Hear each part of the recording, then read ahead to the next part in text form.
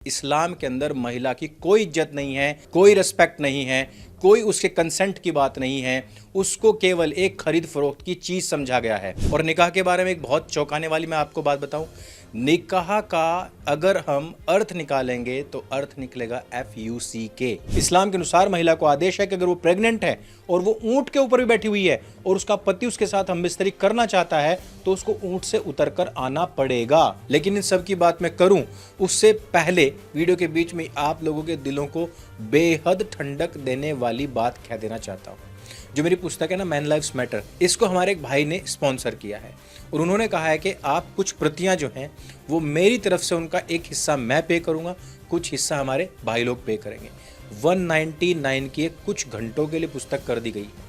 80 रुपये shipping charge है, वो तो लगेगा ही लगेगा। लेकिन जो पुस्तक 550 की थी वो अब आपको मात्र 199 की मिल रही है। फटाफट जाइए, नीचे लिंक डिस्क्रिप्शन और पिन कमेंट में दिया हुआ है। स्क्रीन पर भी प्रोडक्ट में ये चीज मिल जाएगी। साथ ही साथ ऐसे बहुत सारे प्रोडक्ट्स हमारी वेबसाइट पर आ चुके हैं। आप डायरेक्ट तो हमें कोई सपोर्ट करें अथवा ना करें, लेकिन इनके माध्यम से आप हमें सपोर्ट कर सकते हैं ताकि ये दुनिया भर का सच और ये मेरी 7-8 वर्षों की जो लड़ाई है उसका परिणाम मैं इसी प्रकार से सत्य सनातन के माध्यम से आप लोगों तक पहुंचाता रहूं।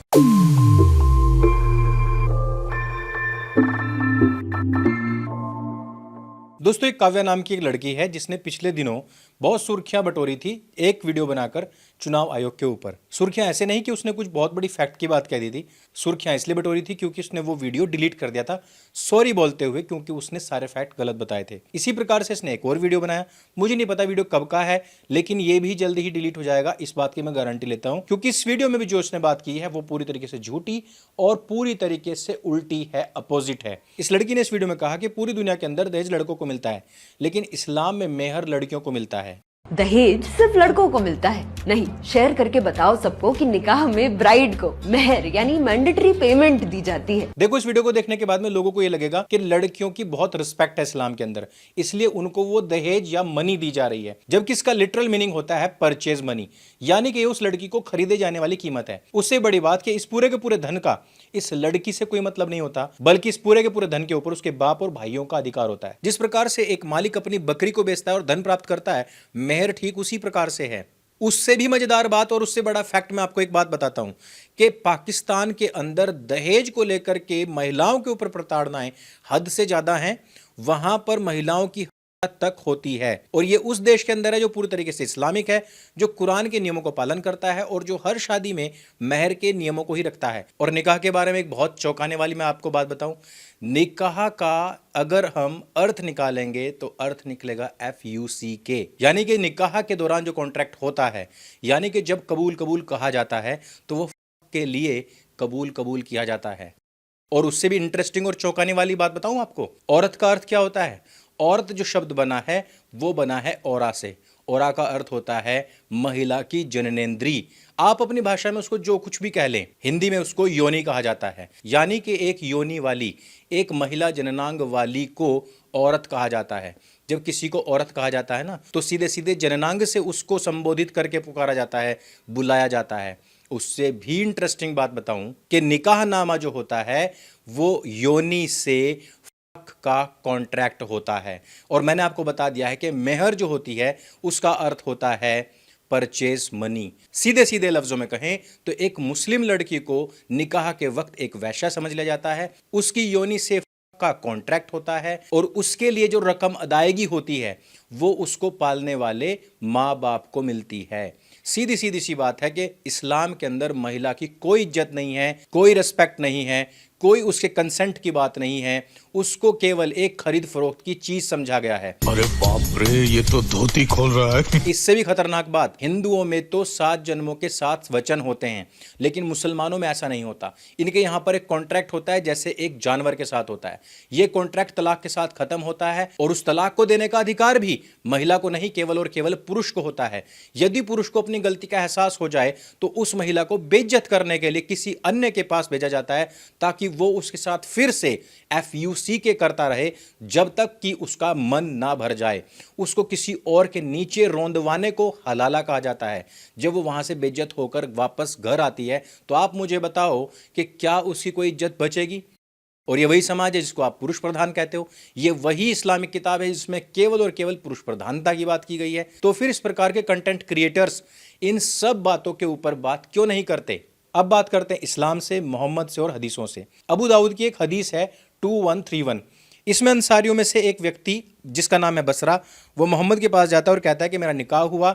जिस टाइम पर मैं उसके साथ हम बिस्तरी कर रहा था तभी मुझे पता लगा कि वो ऑलरेडी प्रेग्नेंट थी। मोहम्मद ने कहा क्योंकि तुम उसके साथ हम बिस्तरी कर चुके हो और वो ऑलरेडी किसी और से प्रेग्नेंट है, इसलिए जो तूने उसकी सेक्सुअलिटी को यूज किया है उसके रूप में उसको मेहर दे दे।